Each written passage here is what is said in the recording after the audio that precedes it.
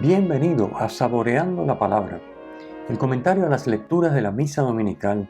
Te habla el Padre Ángel Siapi, de la parroquia Cristo Redentor en el Paraíso, San Juan, Puerto Rico. Recuerda que en la descripción están las citas bíblicas de las lecturas, el enlace al guión de la Lección Divina, el enlace a los apuntes del comentario y la dirección de la página web de la parroquia Cristo Redentor.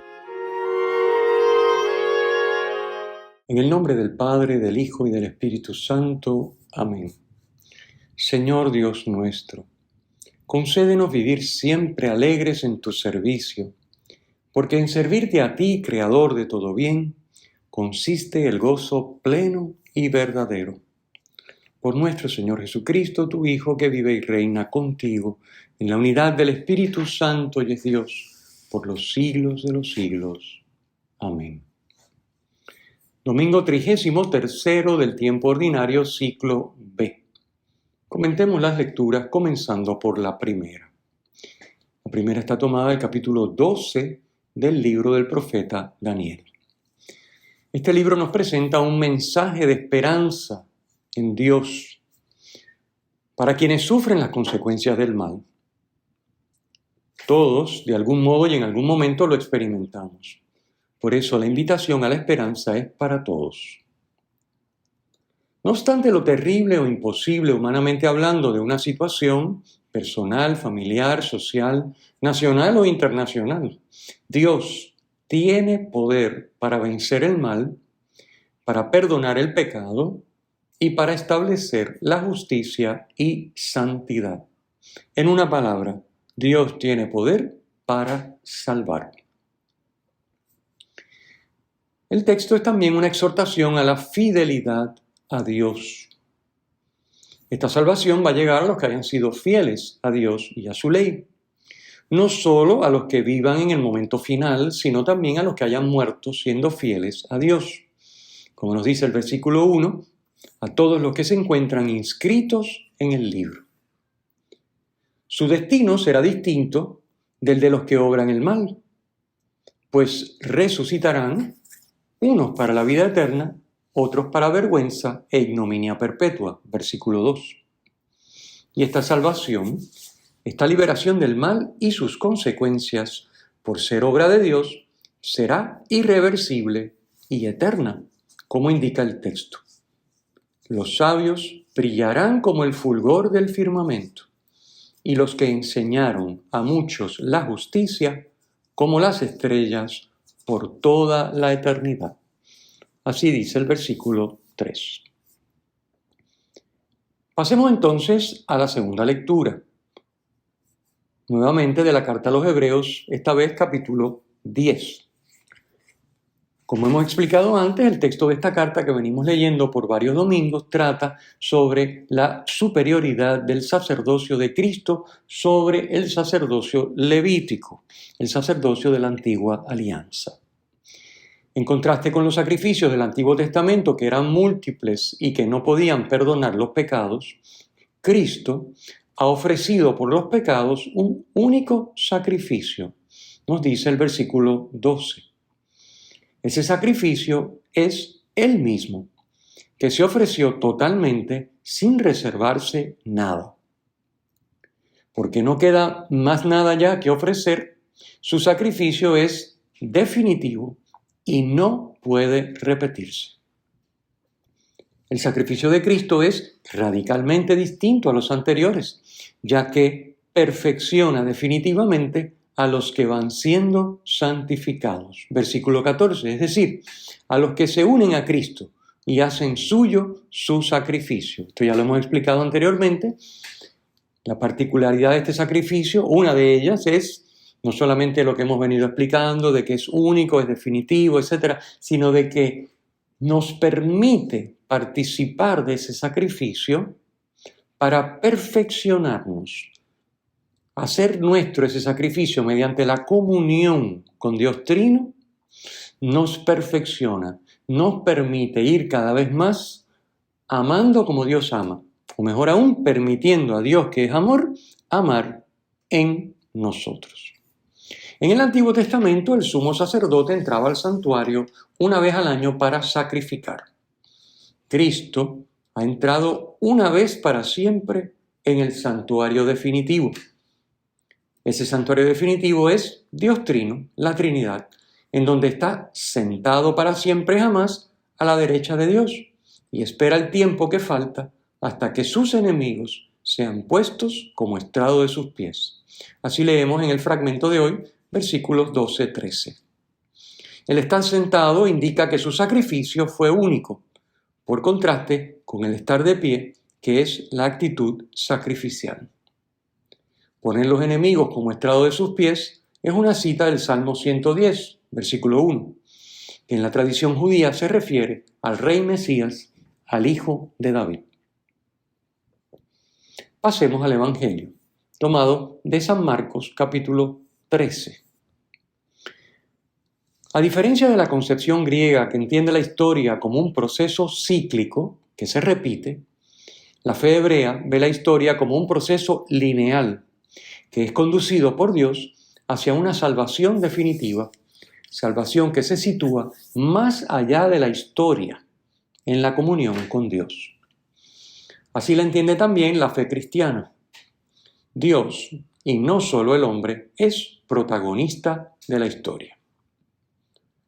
La revelación de lo que será el final de la historia sostiene la esperanza del creyente y le ofrece un criterio para valorar y enfrentar el presente. Ante un presente lleno de dificultades y desilusiones que parece desmentir la promesa de Dios, la mirada hacia el futuro permite tomar en el presente las opciones que conducen a la salvación, es decir, aquellas que se enmarcan en la obediencia a la voluntad de Dios. Las palabras de Jesús en el Evangelio de hoy son la respuesta a la pregunta de los discípulos sobre cuándo sucederá y cuáles serán las señales que anuncien la destrucción del templo de Jerusalén que Jesús ha profetizado. Tanto en el libro de Daniel, la primera lectura, como en el del Apocalipsis, que significa revelación, y sabemos que es el último libro de la Biblia, se emplea el mismo género literario de revelación. Un género que busca, como dijimos al comentar la primera lectura, dar un mensaje de esperanza y exhortar a permanecer fieles a Dios. El lenguaje de este género describe los últimos tiempos, tiempos que ya están cerca, entre comillas, como tiempos de guerras, divisiones, terremotos, catástrofes cósmicas, y todo esto ocurriendo de un modo imprevisto para los hombres. Esa es la manera en que el lenguaje, con este lenguaje de revelación, con este género literario de revelación, se expresa los últimos tiempos. ¿Cómo serán los últimos tiempos? Hoy encontramos este estilo en el pasaje del Evangelio de Marcos. Los versículos 24-25 leemos: en aquellos días, después de la gran angustia, el sol se oscurecerá, la luna no dará su resplandor, las estrellas caerán del cielo, los astros se tambalearán. Estas expresiones no pretenden ser una crónica de lo que sucederá. Esto no es un libro de ciencia, la Biblia no es un libro de ciencia, no está expresando qué va a suceder con los astros, qué va a pasar en la astronomía, qué podemos observar con un telescopio, en fin, no es esa la idea. Por lo tanto, no se pueden tomar en ese sentido al pie de la letra. La expresión hijo del hombre, que aparece en el versículo 26, está tomada del libro del profeta Daniel, capítulo 7, versículo 13. Y forma parte de la visión de Daniel sobre las 4 bestias. El Hijo del Hombre es la antítesis de las bestias. Que venga sobre las nubes con poder y gloria indica que procede de Dios, aunque lleva sobre sí la debilidad humana, pues es hombre. En el judaísmo contemporáneo de Jesucristo, esta figura se entendía como el Mesías. Jesús se aplica a sí mismo ese título. Él es quien ha bajado del cielo para llevar a cabo la redención como siervo sufriente, que no ha venido a ser servido, sino a servir y dar su vida como rescate por muchos, como nos dice en Mateo capítulo 20, versículo 28. El próximo domingo, ya el último del año litúrgico, el domingo 34, al celebrar la solemnidad de Jesucristo, Rey del universo, las lecturas nos describirán el poder y la gloria del Hijo del Hombre. El Hijo del Hombre reunirá a sus elegidos de todas partes, de los cuatro vientos, desde el extremo de la tierra hasta el extremo del cielo, dice el versículo 27, para ofrecerles la salvación que está más allá de la historia en la comunión con Dios. El lenguaje apocalíptico habla de destrucción del mundo existente porque el orden de cosas actual que se asienta sobre el pecado y el egoísmo queda totalmente eliminado en la comunión con Dios en el mundo nuevo.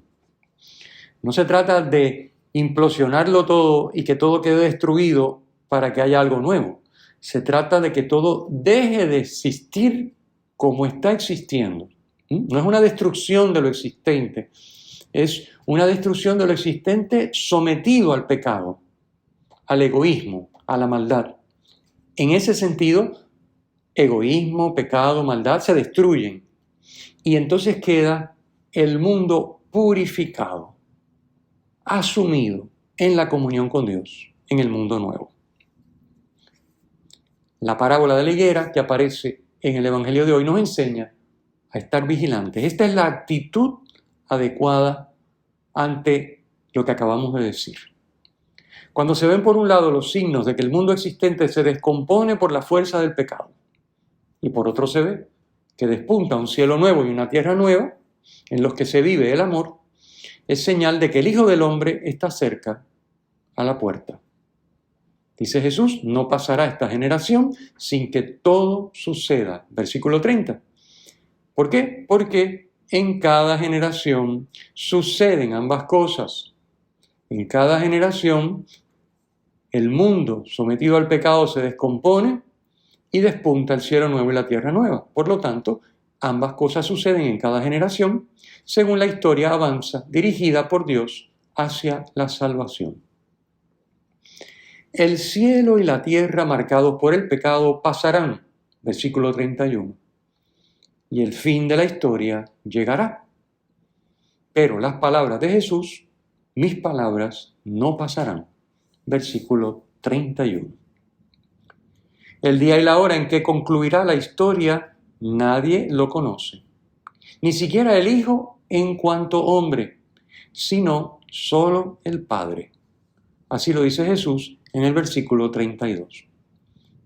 Y esto es lógico que sea así, debe ser así, porque si Dios revelara el día y la hora en que se acaba la historia, en que se acaba el mundo, derrotaría el propósito del anuncio, pues debilitaría la actitud vigilante y la fidelidad en el amor que Jesús nos invita a mantener en todo momento. El Señor esté con ustedes y con tu espíritu. La bendición de Dios Todopoderoso, Padre, Hijo y Espíritu Santo, descienda sobre ustedes y les acompañe siempre. Amén. Si te ha gustado, usa el enlace para compartirlo con tus amigos.